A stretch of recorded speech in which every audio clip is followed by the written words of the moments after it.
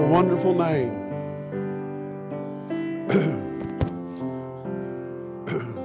This morning, I'm so thankful that the name of Jesus is a powerful name.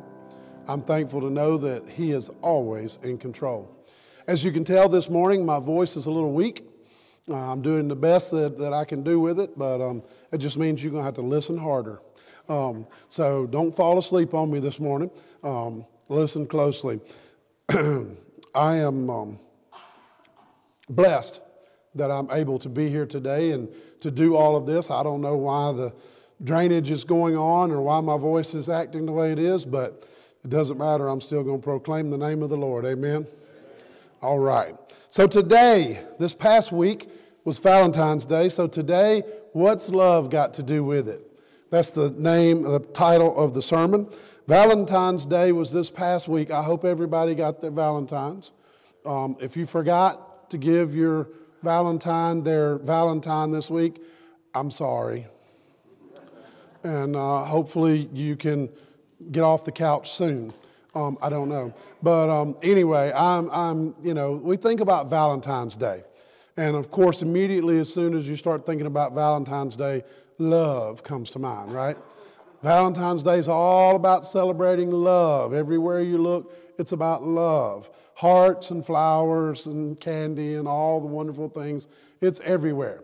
Greeting card companies, florists, candy companies, they spend very much money marketing for this one day. If a florist has a bad Valentine's Day, they've pretty much had a bad year. They got to have a good Valentine's Day. And they really do good on, has anybody ever priced flowers? Listen, they do well, right? No, Valentine's, they do all of these things and they spend weeks and weeks and months even putting out, you go through the grocery store the day after Christmas and Valentine's stuff is already going on the shelf. Things come out immediately. They spend all kinds of money to promote Valentine's Day, and Valentine's Day is supposed to be all about love. So that's what all this big push is about, right? But here's the problem.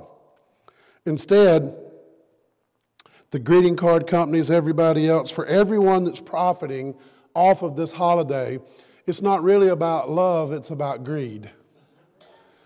The love of money, maybe, it's all about greed. They do everything they can to try to make all the money they can and convince you that if you don't spend the most money for Valentine this year, then you're just not a very good person. Certainly your Valentine is worth it, right? You should spend even if you have to go into debt, you should spend more money to make sure your Valentine gets something really extra special nice. It's not really about love. It's about how they can make more money. They're pushing that, trying everything about how they can make more money. It's on the premise of love. That's what all the stuff you see is about love, but it's not really. You see, because when the world starts pushing love and starts talking about love, the love that the world's talking about is not a love like God talks about. Tina Turner famously sang, "What's love got to do with it?" Okay, I know all of y'all are singing this song now, I'm sorry. So you'll understand this. She said love was just a second-hand emotion, right? I know, everybody knows that. Love was just a second-hand emotion. The thing is, that's what so many people really think. Love is just an emotion. There's not really anything to love. In fact, this song that she was singing, the whole point was, love's not a big deal. Love is not something that is really a great thing. It's just a second-hand emotion. It's not anything that really you should care about. Yet when you poll people and talk to people, what is the number one thing that people want in all their life is to be loved. They just want to feel loved. So it's not a second-hand emotion. It's not something that's just thrown away. It's not something that doesn't matter. Love really matters. Love absolutely matters. And it matters more than on February the 14th. It matters more than on your anniversary or a birthday or what. It matters all the time. It matters not only to the person that you want to spend the rest of your life with or that you are spending the rest of your life with. It matters to the stranger on the street. It matters to the child that needs someone. It matters to the adult who's lost someone. It matters to everyone. So I want you to look with me to Colossians chapter 3. And we're going to be reading through verses 12 through 14.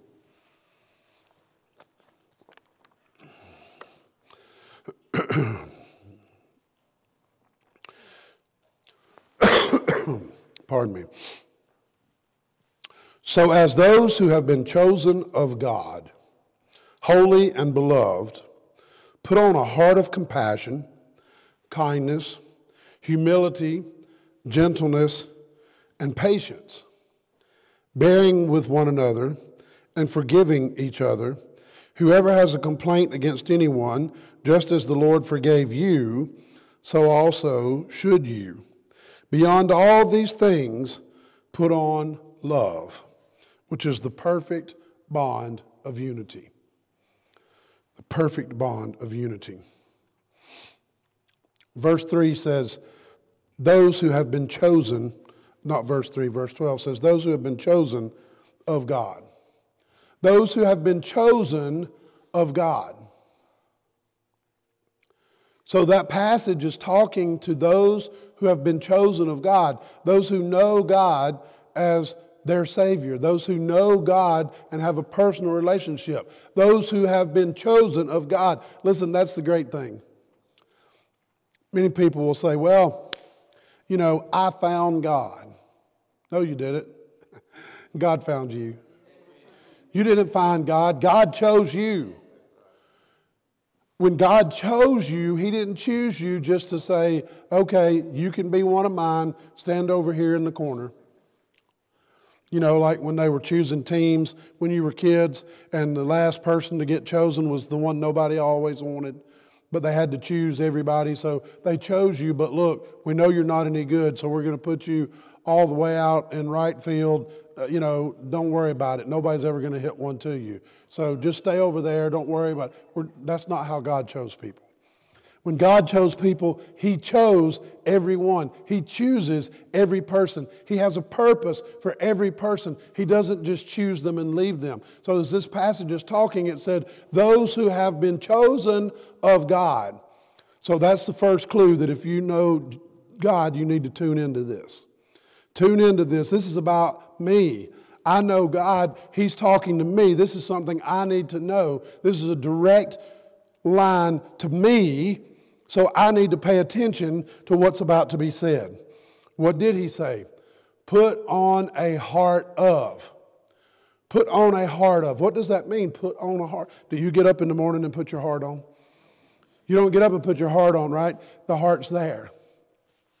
But just like I was talking to these children, we choose how we're going to be today. We can choose to let our emotions get the best of us. We can choose to be angry because whatever happened that morning. We can choose to be ill because someone wasn't nice to us. We can choose to do all of those things. Or we can choose to do what we know is right. Put on a heart of. That means to get yourself ready. Put that heart on every day. It's not a random thing. It's not what happens to you. It's what you choose to be. You see, too many people allow their lives to flow and ebb like the ocean. Today I'm high, tomorrow I'm low. It just depends on the day, what day you're going to get me. Today I'm going to be angry, tomorrow I'll be happy. You don't ever know what you're going to get. And you can choose to be that way. Life seems to be that way when we let those emotions take over, when we let life take over. But the fact is, in this passage, it says, put on a heart of. Put it on your heart. Purposefully, each day, decide that I'm going to serve God. I'm going to do these things. He says, put it on. Just as surely as you're putting on your clothes, put on that heart. Make it a purposeful thing. Don't allow yourself to be pushed one way or the other, but you purposefully choose. You see, we choose every day how we're going to be. Well, that's not really true, Pastor. Some mornings I get up and I just don't feel like being nice. Okay. Just because you don't feel like being nice doesn't mean you shouldn't be. You can choose to just go with that feeling, or you can choose to not let that rule your life. You can choose to be angry today, or you can choose to say, you know what, I'm not going to let this anger rule me today. I'm going to put it aside, and I'm going to put on the heart of whatever it is that God has said. He said, put on the heart of, and it was a lot of attributes. In that verse, he says, put on a heart of compassion.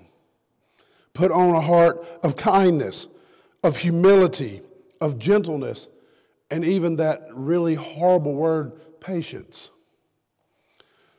It's a horrible word because none of us really like it.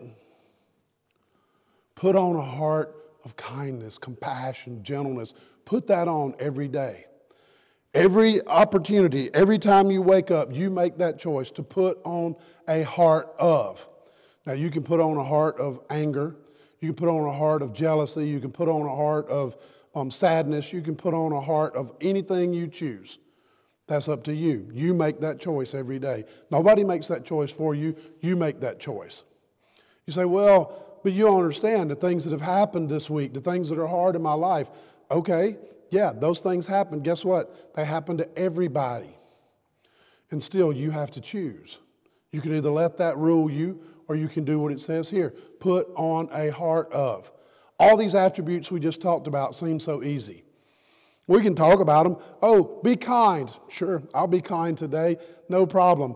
Until that guy cuts you off on the way to work, almost makes you wreck. All of a sudden, that kindness went right out the window, right? Or I'm kind right up until I get to order my morning coffee and they're rude to me. And then I'm like angry back, right? There's all these things that happen. It's easy to say these things. But in reality, in this lost world, these are hard to live. It's hard to be kind and gentle and compassionate and certainly patient. It's hard to be all these things. Here's an update for you. God never said it would be easy. In fact, most of the things in life that I cherish the most are the things that were the hardest to accomplish. The things that were the hardest for me to accomplish, I cherish those much more than the things that were easy. All of these things, these attributes, we can say them, it's so easy, but we have to choose to live them.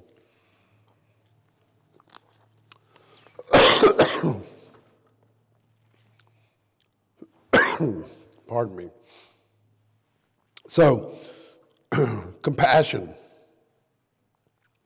is not just feeling for someone. What is compassion? Again, we can say it, we can talk about it, but what is it really? You probably have compassion for me right now. Compassion is not just feeling for someone, but it's feeling so strongly that you're moved to action. Right? When you have compassion for someone, you see the situation, you see what's going on in their life, and you have a compassion to try to figure out how can you help them? What can you do? Can you say a nice word to them? Can you lift them up some way? Can you try to make them feel better? The literal meaning for compassion is to suffer together. To suffer together. That means you come alongside them and help them, right? Think of this. Someone who has fallen and they've hurt their leg and they're having a hard time walking. And you come alongside them and you lift them up and they put their arm around you and you help them walk to where they need to go. You had enough compassion to stop and help them. The Good Samaritan had compassion over the man that he found beaten on the road, even though it wasn't someone that he normally would have had anything to do with. He felt compassion. He was moved to action, put on a heart of compassion, suffer together with someone, understand what they're going through. We are God's people, and yet we are so hard that compassion seems to be a distant reality. Whoa, hold on now. What are you talking about? Well, what I'm talking about is, even though we're God's people, compassion is something that many Christians have a hard time with. Compassion seems to be something we can talk about. We maybe understand a definition, but do we really have compassion? Do we really have a compassion for those and what's going on? Especially, do we really have compassion for sinners?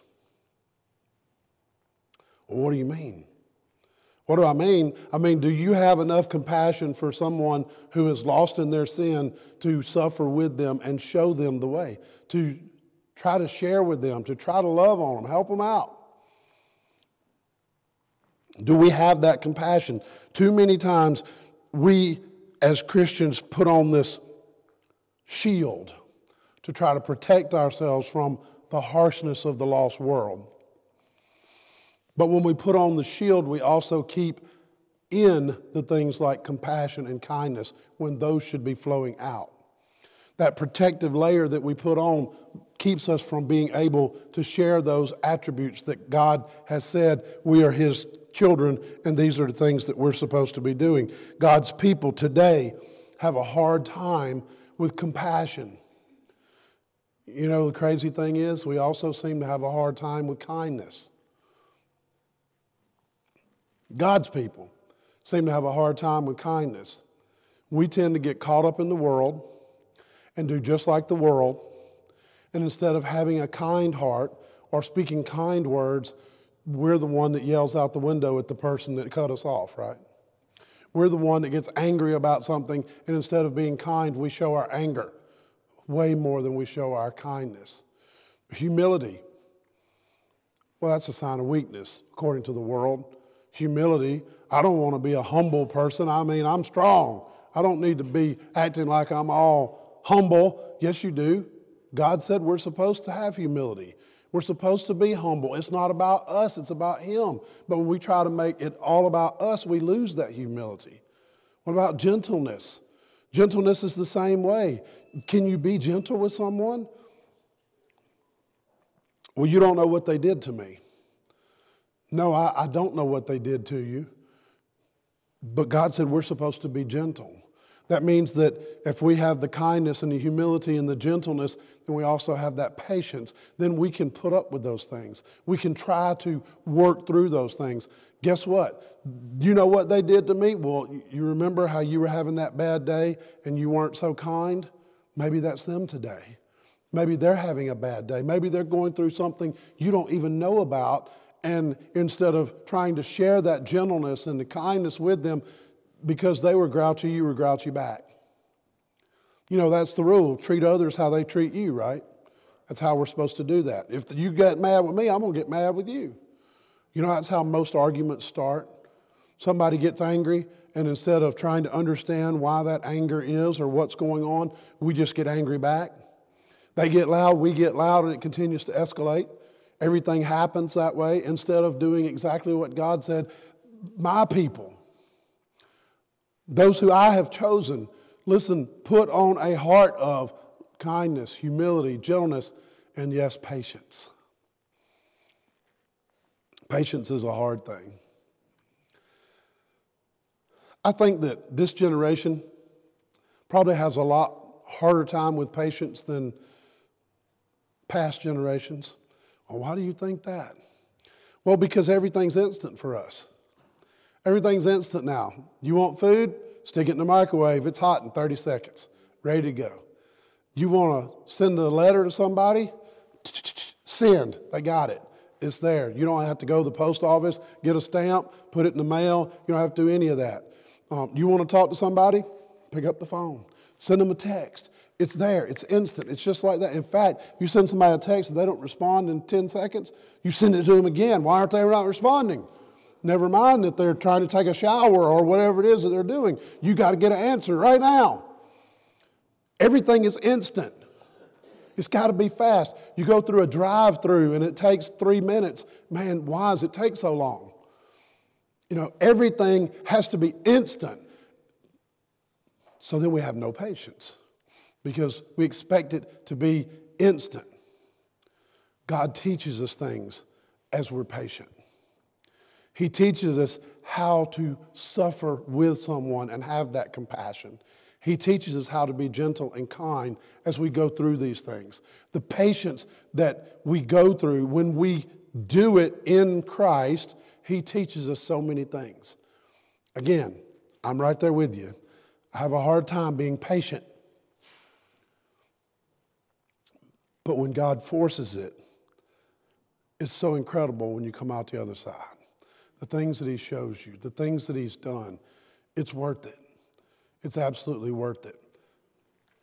That patience that we need to have with someone else. Well, I asked them and they didn't. Yeah, but be patient. Help them. You don't know what's happening in their life. Maybe they just need you to lift them up. Maybe they need that. Look at verse 13. Verse 13 says, bearing one another and forgiving one another, forgiving each other, whoever has a complaint against anyone, just as the Lord forgave you, so also should you. Bearing one another. I don't even like the way that sounds. Bearing one another.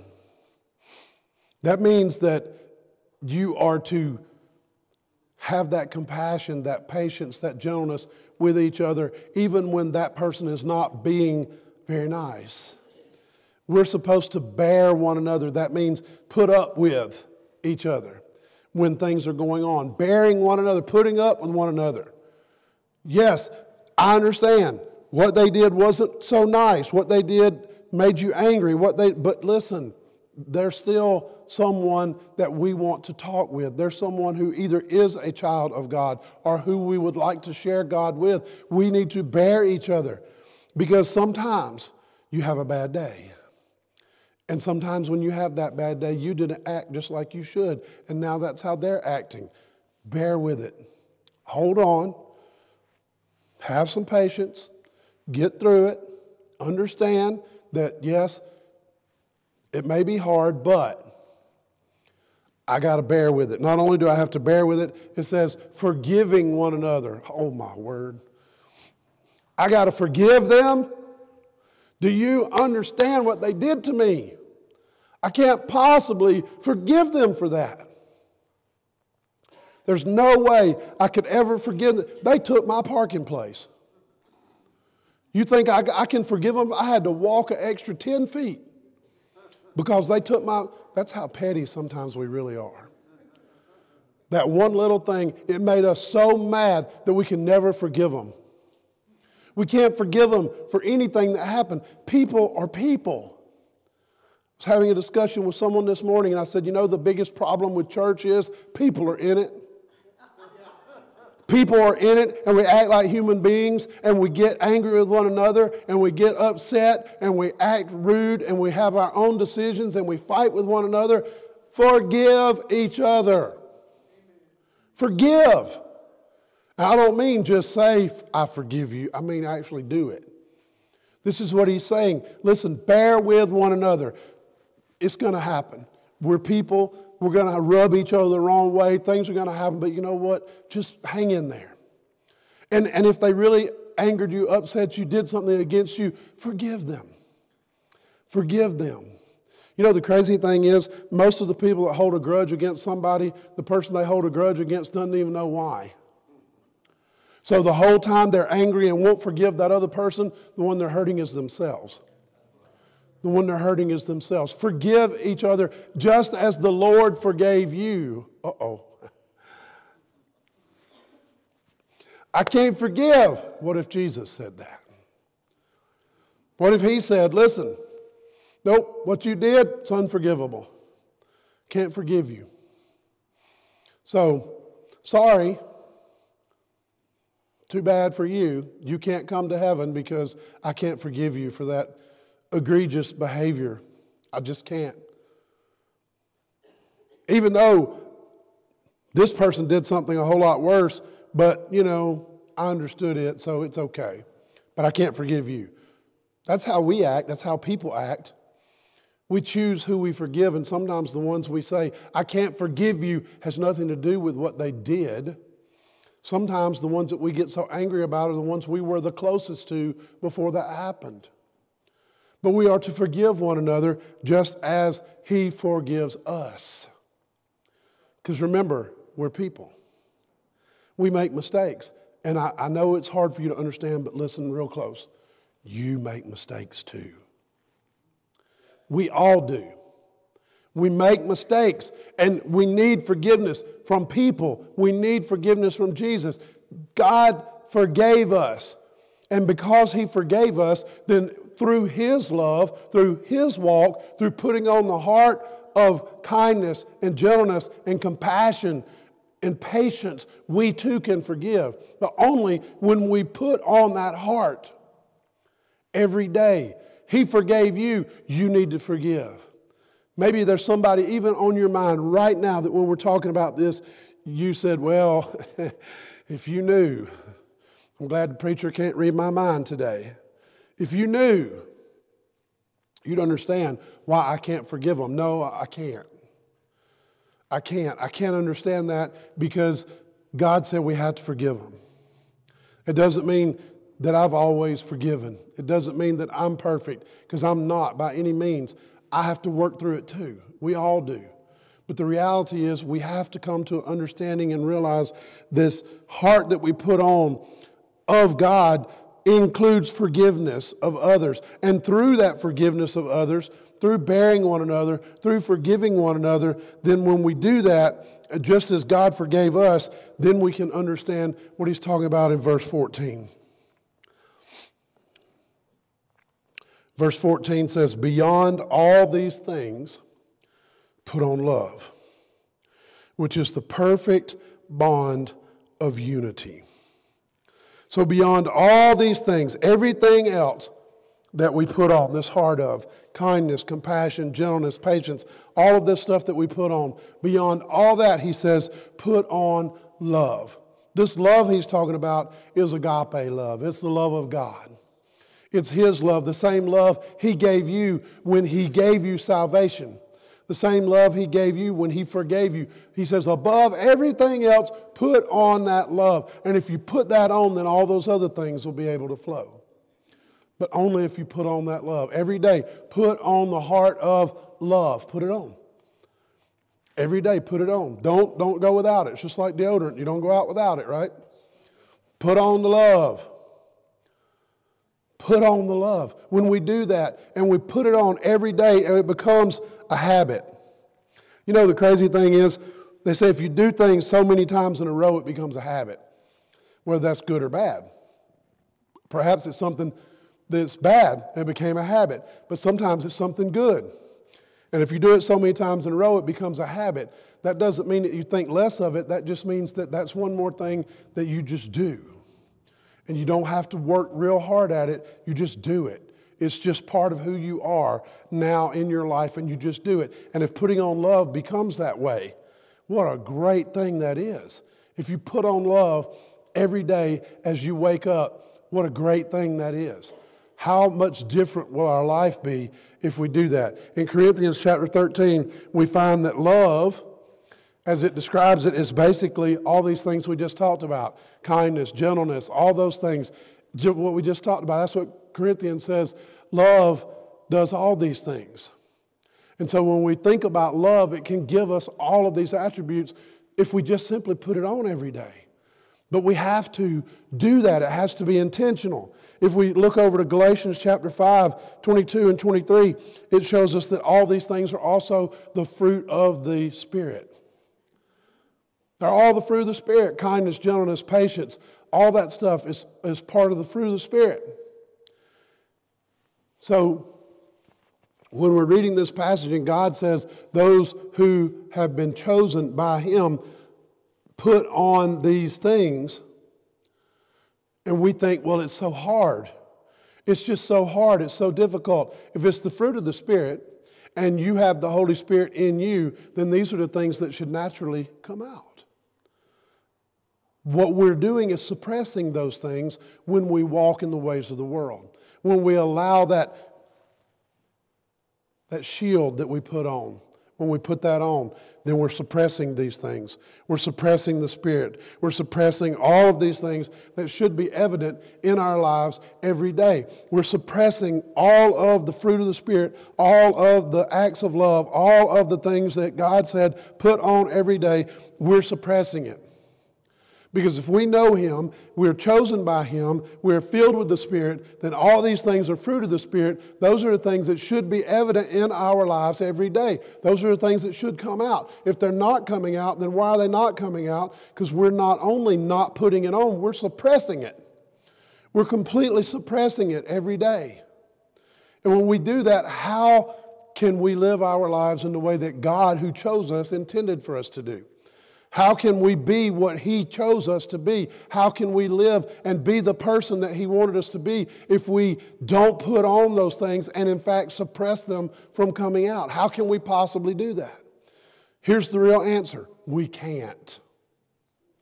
We can't.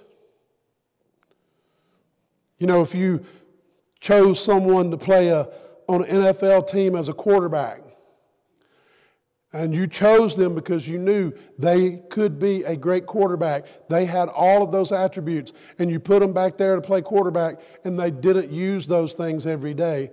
Instead, they tried to just do other things. Instead of throw the ball, make the decisions that they needed to make, they tried to be, it wouldn't take very long and you'd be kicked off the team. You're not using what you're supposed to be using. I'm so glad God don't kick us off the team, because most every one of us would be off the team by now. God chose us for a reason. He's given us a task. He's given us to be kind, gentle, compassionate, have patience, do all of these things, put on love every day. And if we're not doing those things, then we're not doing what He chose us for in the first place. And if God was like that football coach, we'd be off the team by now.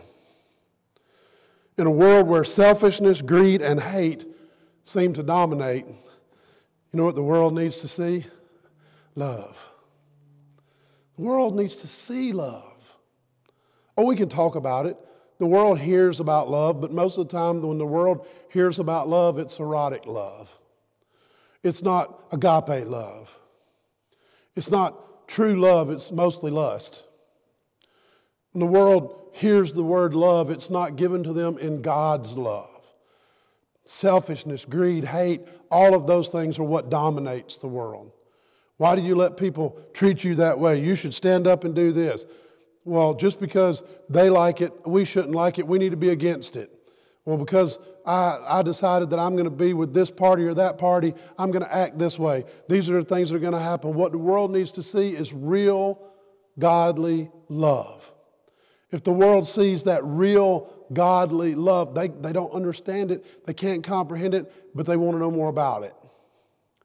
Why? Because it passes all their understanding. They can't figure that out. How can you be that way? How can you have compassion for somebody who treated you like that? How can you be kind to someone who's so mean to you? How can you absolutely be gentle with someone who has been so harsh? How can you put up with that? The way that they're acting? Well, there's only one way, through God's love. If the world sees that love and they see it on a wide scale, how incredible is that? How much will it change how they see things? Right now, I haven't read all the details, but in Kentucky, there's basically a revival that's going on. And it's been going on for about a week. It's just incredible. Maybe that's the start of something that could be worldwide. The reality is, if we all put on that love of God every day and the world sees it, I promise you, it will change the world. Here's the news flash. Tina Turner was wrong. Love is not a secondhand emotion. Love is the outpouring of the Spirit of God that is within us. Love is the outpouring of the Spirit of God that is within us. That's what love really is. That's what true love really is. It's an outpouring of the Spirit that is in us. So if you're having that problem with love and all of these things we've talked about, And this is the question I have for you today. Is that Spirit in you today? Do you have that in you today? Is that something that you have ever received? Are you, in fact, one who is chosen by God? Have you had that opportunity to say, I accept you, Lord. I want you to come into my life. I want you to be my Lord. Has that ever happened to you? Maybe the reason that you're struggling so hard in walking the ways of God is because you don't know Him. Well, how can you say that to me? I've been in church my whole life. That means nothing as far as do you know God. So you've been in church. Great. Great. I can go to the bowling alley every day, but it doesn't make me a pro bowler. Just because you've been in church doesn't mean you know God. Maybe you know about Him, you've heard about Him, all those things, but have you ever really given your life to Him? Maybe it's not that you've been in church your whole life. Maybe you've just recently started coming. Maybe, I don't know. Whatever it is, only you can answer the question. Do you have that Spirit within you?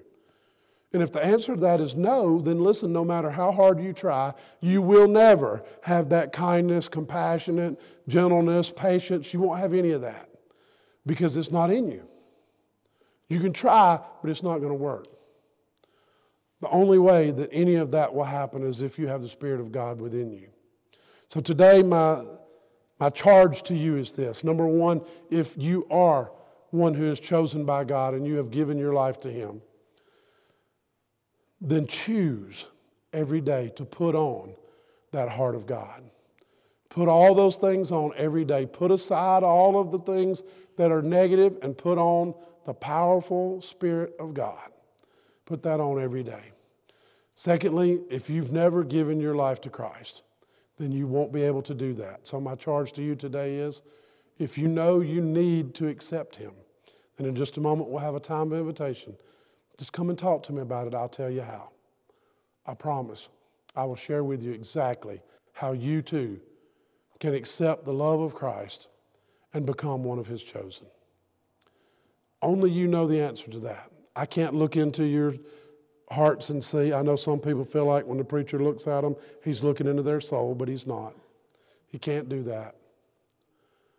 I don't know. Only you know. So I'm asking today, respond as God puts it on your heart. Let's pray.